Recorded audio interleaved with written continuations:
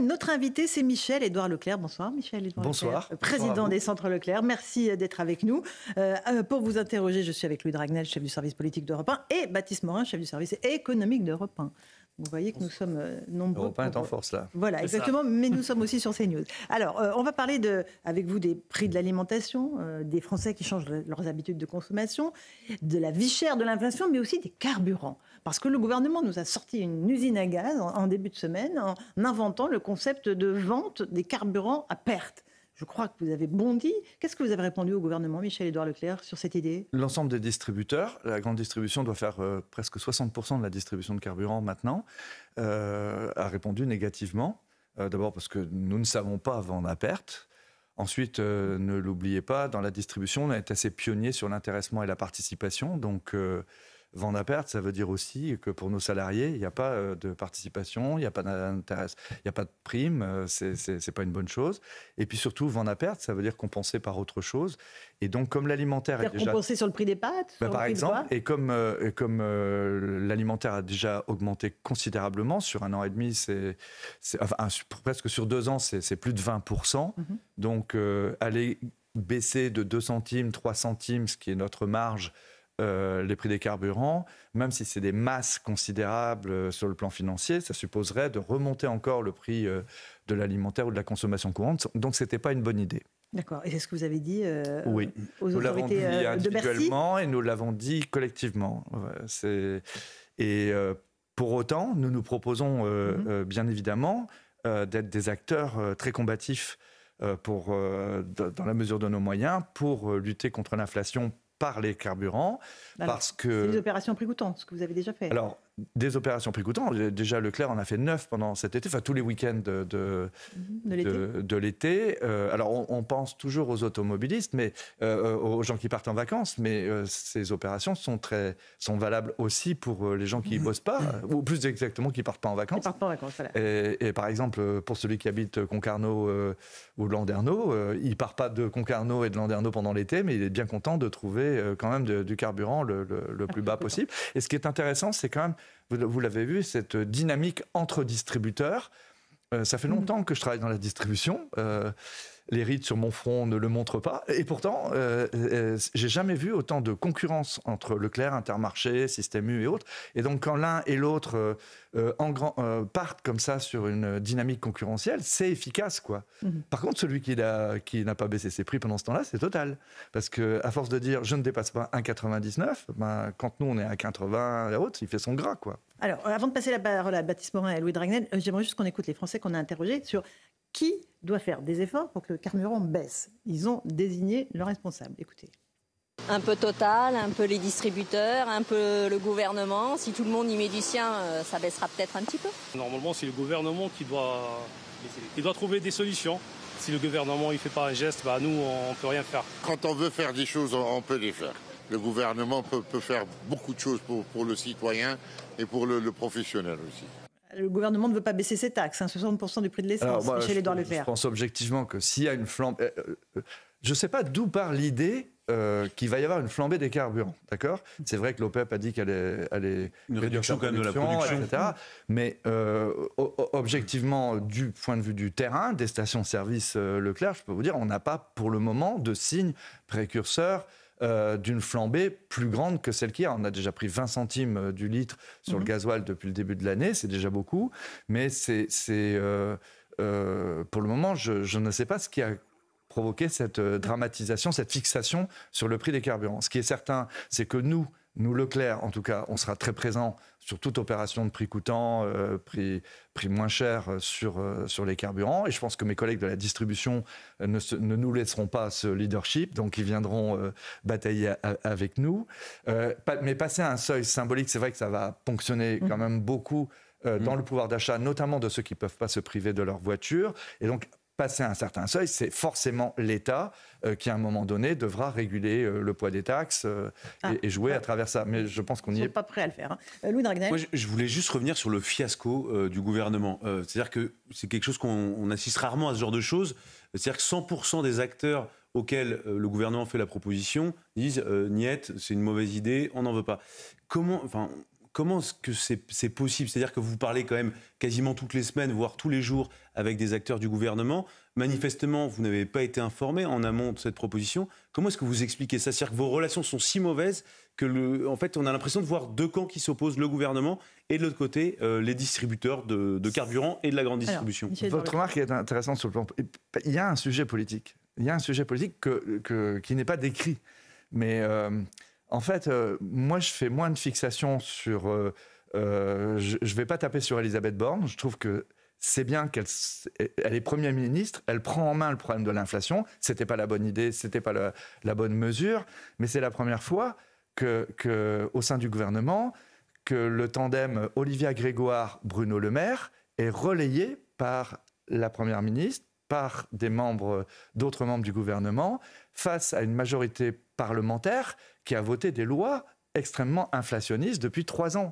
Donc le truc qui est en train de se passer là, moi je vois le côté positif de la chose. Je comprends que sur le plan chronique, sur le plan rédactionnel, c'est un fiasco, etc. Mais sur le plan politique, je pense qu'il y a une prise de conscience qui est en train de se faire à travers justement Madame Borne. C'est la prise de conscience que l'inflation menace aujourd'hui, impact très fort, et tout le baratin qui a été fait sur on est arrivé en haut du pic d'inflation, ça va rebaisser l'après-Covid, etc.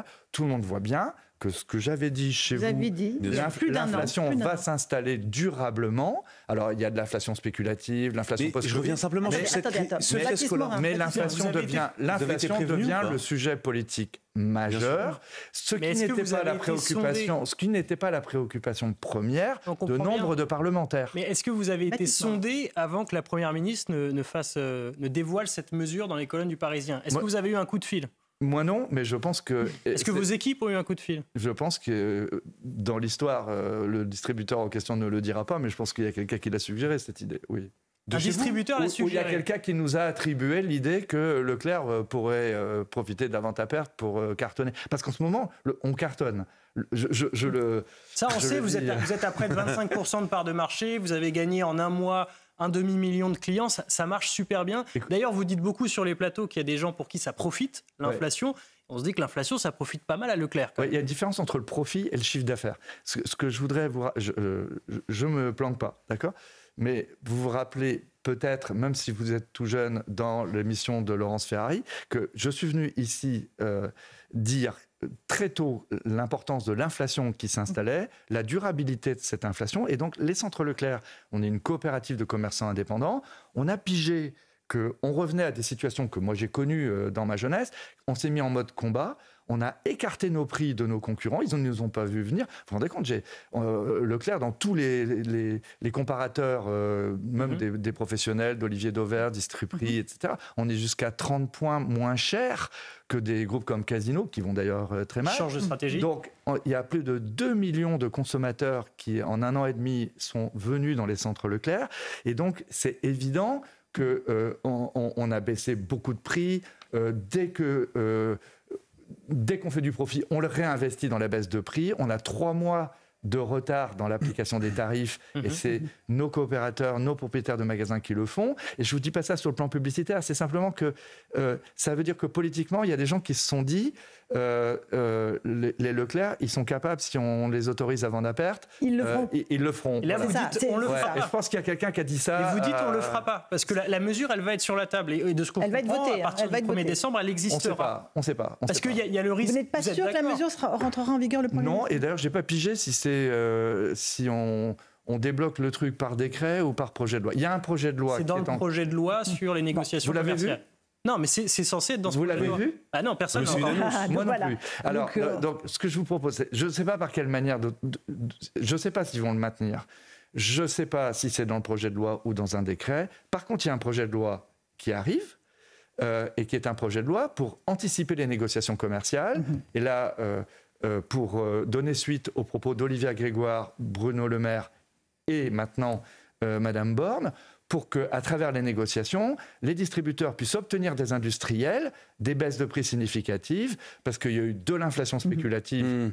Et que vous dites jamais, en tout cas, vente à perte, vous dites jamais. Comment? Jamais de vente à perte, vous dites? Non.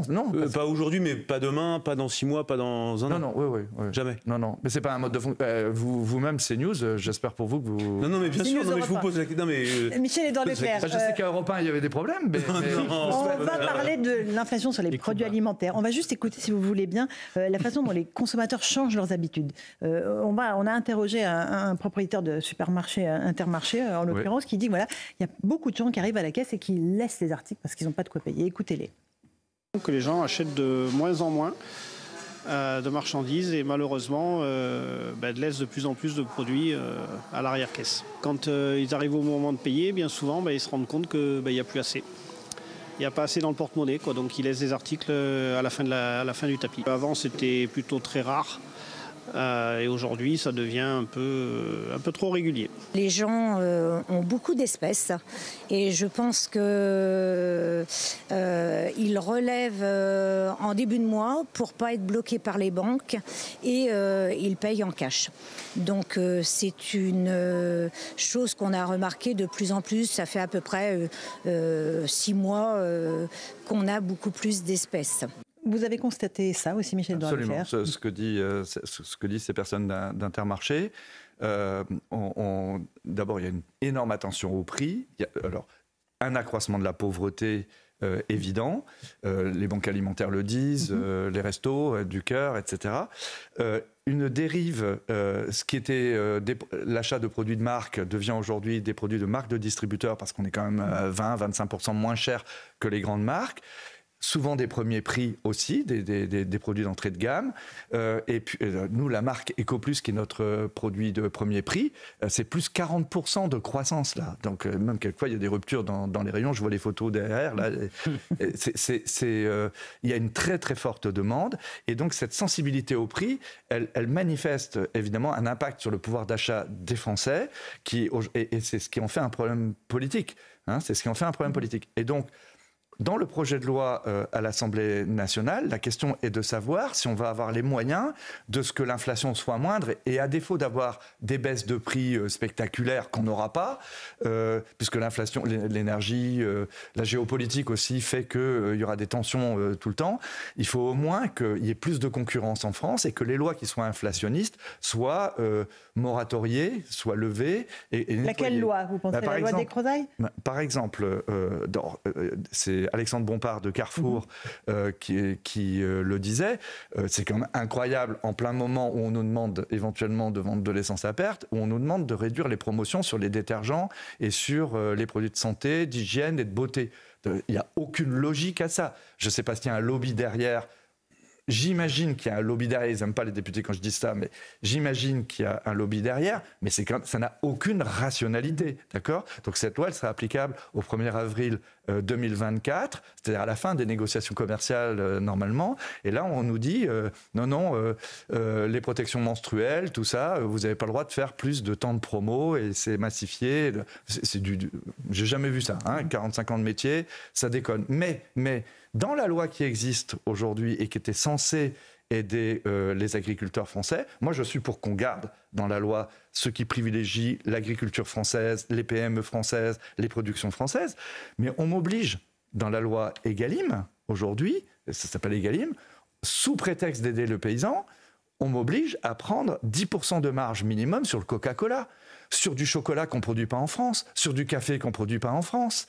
Et donc dans l'alimentaire qui a augmenté de 20%, il y a une part de loi française qui déconne. Et donc j'espère que les parlementaires, même si je les irrite, même s'ils cristallisent sur Michel Edouard, etc., je voudrais qu'il y ait quand même... Vous trouvez qu'il y a trop de lois qui vous contraignent dans l'organisation de votre activité? Je pense que... L'État est trop présent chez... On a eu de la déflation pendant très longtemps, et donc culturellement, patronat, députés, décideurs publics, privés ou publics, tout le monde a dit c'est plus une priorité l'inflation, quoi. Et donc on n'a pas étudié l'impact d'un certain nombre de mesures sur le pouvoir d'achat, sur le portefeuille des Français. Or, aujourd'hui, cet impact sur le pouvoir d'achat des Français, elle menace notre démocratie, mais elle menace aussi, tout simplement, la croissance française, parce que c'est la consommation française qui tire la croissance. Même si ça va un petit peu mieux, parce qu'on a vendu des paquebots sur le commerce extérieur et qu'on vend des produits de luxe très bien aux Chinois, aux Coréens, etc. La réalité, c'est que c'est la croissance de l'agroalimentaire français, des produits de consommation courante, qui fait aujourd'hui que le PIB français augmente. La santé économique du pays. Et donc, pour moi, il faut l'urgence, et c'est mes collègues de Leclerc, je pense plus Leclerc que d'autres distributeurs, on demande aujourd'hui que par décret ou par la loi, on nous laisse faire plus de promos sur des produits de consommation courante, sur des produits quotidiens. Vous voulez plus de liberté. Plus de liberté, moins de donc on nettoie ce corpus législatif qui nous l'interdit, et aussi qu'on lève cette obligation de faire des marges sur des produits alimentaires qui ne profitent qu'aux multinationales. Parce que, mais ça ne pénaliserait pas les paysans, on est d'accord.